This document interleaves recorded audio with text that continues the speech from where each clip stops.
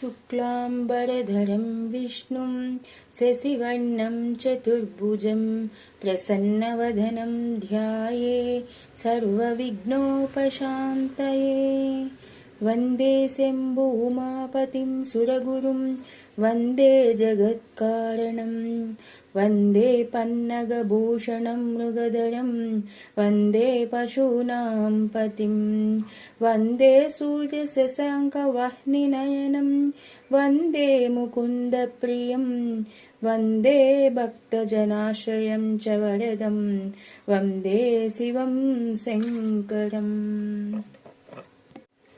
కార్తీక పురాణము 1వ అధ్యాయము. కార్తీక మహత్యమును గురించి జనకుడు ప్రశ్నించుట. శ్రీమద్ అఖిలాండకోటి బ్రహ్మాండమందలి ఆర్యావర్తనమందు నైమిసారణ్యములో సౌనకాది మహామునులతో ఒక ఆశ్రమము నిర్మించుకొని సకల పురాణములు పుణ్య చరిత్రలు వారికి వినిపించుచు సూత మహాముని కాలం గడుపుచుండెను. ఒకనాడు సౌనకాది మునులు గురుతుల్యులగు సూతునిగాంచి ఆర్య తమ వలన అనేక పురాణ ఇతిహాసములు వేదాంగముల రహస్యములు సంగ్రహములు గ్రహించిన వారము. కార్తీక మాస మహత్యమును కూడా వివరించి దాని ఫలమును తెలుపగోరుచుంటిమి కాన తమరు ఆ వ్రతమును వివరించవలసిందిగా కోరిరి. అంతా ఆ సూత మహాముని, ఓ ముని పుంగవులారా, ఒకప్పుడు ఇదే కోరికను నారదుడు సృష్టికర్తయగు బ్రహ్మను కోరుకొనగా బ్రహ్మదేవుడు అతనికి విష్ణుమూర్తి, లక్ష్మీదేవికి సాంబశివుడు, పార్వతీదేవికి తెలియజేసిన విధముగా ఆ గాథను వినిపించెను.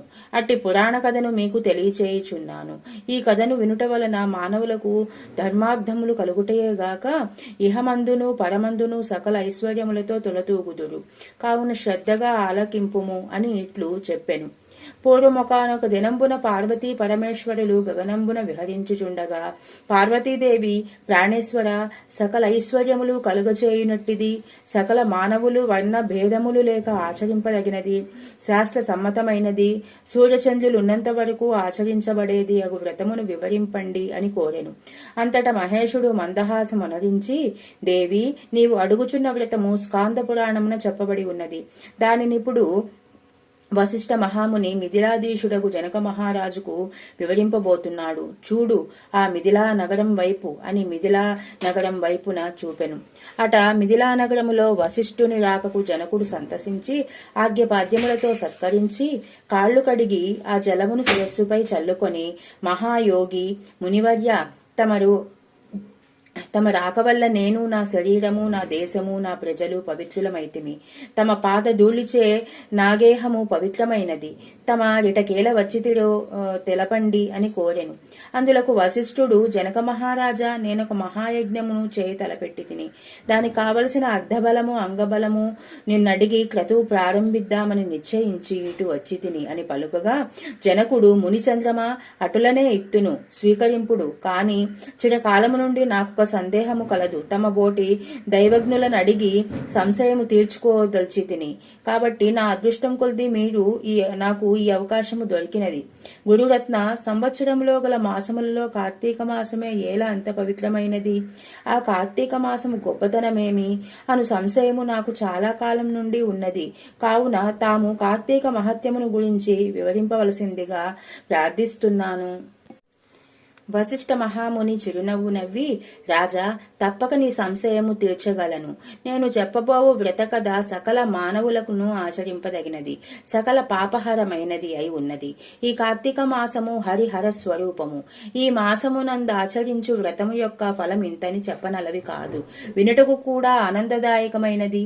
అంతేకాక వినినంత మాత్రముననే ఎట్టి నరకబాధలు లేక ఇహమందును పరమందును సౌఖ్యమును పొందగలరు. నీబోటి సజ్జనులు ఈ కథను గురించి అడిగి తెలుసుకునుటకు ఉత్తమమైనది. శ్రద్ధగా ఆలకింపు అని ఇట్లు చెప్పసాగెను. వశిష్ఠుడు కార్తీక వ్రత విధానము తెలుపుట. ఓ మిథిలాధీశ్వర, జనక మహారాజా, ఏ మానవుడైనను ఏ వయసువాడైనను ఉచ్చ నీచ అనే భేదము లేక కార్తీక మాసములో సూర్య భగవానుడు తులారాశి ఎందుండగా వేకుజామున లేచి కాలకృత్యములు తీర్చుకొని స్నానమాచరించి దాన ధర్మములను దేవతా పూజలను చేసినచో దాని వలన అగణిత పుణ్యఫలము లభించి ఫలించును. కార్తీక ప్రారంభము నుండి ఇట్లు చేయుచు విష్ణు సహస్రనామార్చన శివలింగార్చన ఆచరించవలెను. ముందుగా కార్తీక మాసమునకు అధిదేవతయగు దామోదరునికి నమస్కరించి, ఓ దామోదర, నేను చేయు కార్తీక వ్రతమునకు ఎట్టి ఆటంకములు రానియక నన్ను కాపాడుము అని ధ్యానించి వ్రతమును ప్రారంభించవలయును. కార్తీక స్నాన విధానము.